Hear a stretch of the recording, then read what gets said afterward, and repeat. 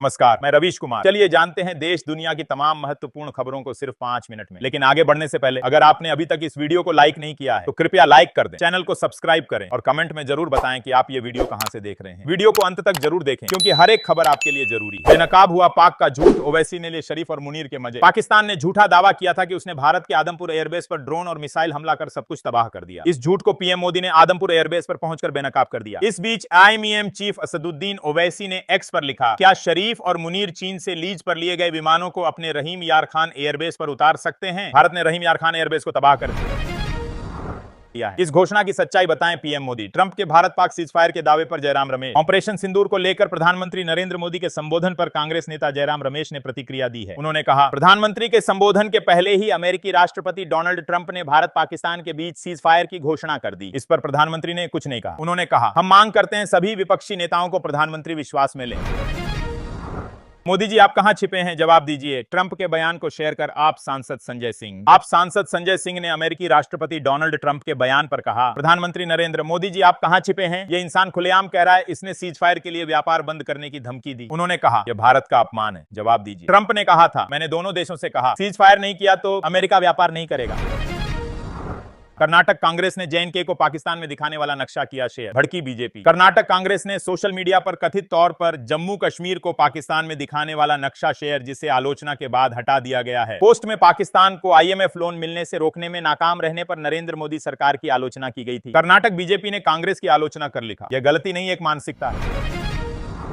विक्रम मिश्री respect deserve करते हैं, गाली नहीं। भारत पाक के बीच सीज फायर की घोषणा के बाद विदेश सचिव विक्रम मिश्री को सोशल मीडिया पर खूब ट्रोल किया जा रहा है। अब बॉलीवुड एक्टर विवेक ओबराय और अनुपम खेर उनके सपोर्ट में उतरे हैं। उन्होंने कहा कि वो रिस्पेक्ट डिजर्व करते हैं, गाली नहीं। विवेक ओबेरॉय ने एक्स पर लिखा, सोशल मीडिया पर भारत के विदेश सचिव विक्रम मिश्री और उनके परिवार को निशाना बनाना पूरी तरह से निंदनीय है। हम उनके साथ खड़े हैं।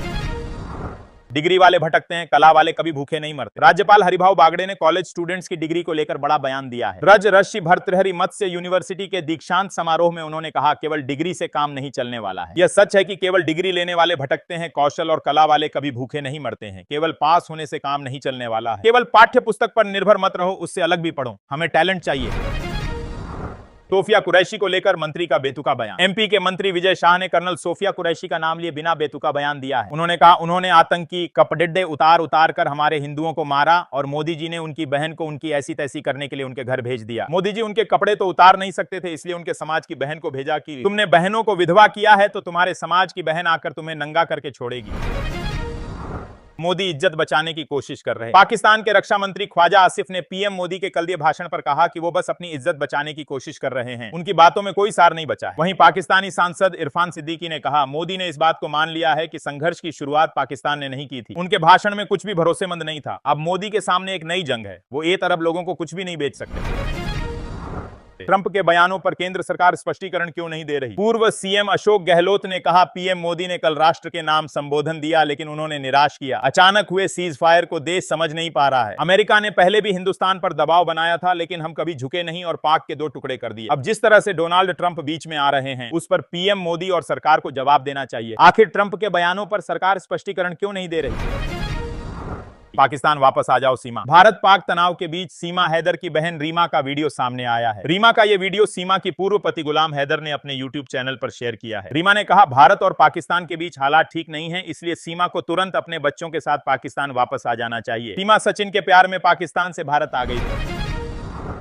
भारत पाक में तनाव के बीच कंगना रनौत ने पाकिस्तानी गाने पर बनाई रील, यूजर्स ने किया ट्रोल। एक्ट्रेस और बीजेपी सांसद कंगना रनौत ने पाकिस्तानी गाने के साथ अपनी रील शेयर की है जिसको लेकर उन्हें ट्रोल किया जा रहा है। एक यूजर ने लिखा, पाकिस्तानी गाना है दीदी। कंगना ने अपने पोस्ट में लिखा था, जिंदा रहने के लिए सिर्फ एक चीज जरूरी है, जिंदगी। कंगना ने जैन जोहेब का रांझिया वे गाने पर रील बनाई।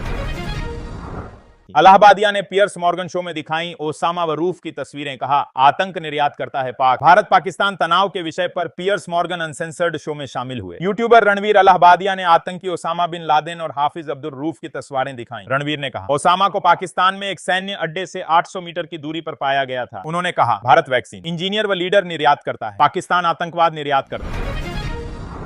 है। देश पर कुर्बान होने से बिहारी पीछे नहीं हटता। बीएसएफ जवान इम्तियाज की शहादत पर तेजस्वी। आरजेडी नेता तेजस्वी यादव ने बिहार निवासी बीएसएफ जवान मो इम्तियाज की शहादत पर कहा है कि देश के लिए जब कुर्बानी की बात आती है तो बिहारी कभी पीछे नहीं हटता। उन्होंने कहा, हमारी बहादुर सेना सीमा पर खड़ी है, इसीलिए हम चैन की नींद सो पाते हैं। दरअसल जम्मू कश्मीर में पाक की गोलाबारी में मो इम्तियाज शहीद हुए थे।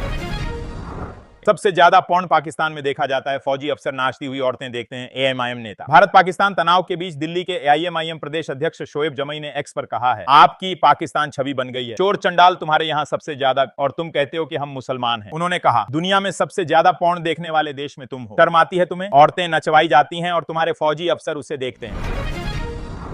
पाकिस्तान को भारत की दो टूक। सीज फायर के बाद भारत ने एक बार फिर पाकिस्तान को सख्त और सीधा संदेश दिया है। विदेश मंत्रालय की प्रेस कॉन्फ्रेंस में प्रवक्ता रणधीर जायसवाल ने कहा, पाकिस्तान जब तक आतंक के साथ है तब तक उससे कोई संधि नहीं हो सकती है। पाक पीओके को जल्दी खाली करे। पीओके पर भारत का रुख साफ है। पाकिस्तान जल्दी समझ जाए, इसी में उसकी भलाई है। हमारे हमले ने पाकिस्तान को सीज फायर के लिए मजबूर किया। सिंधु समझौता स्थगित रहे।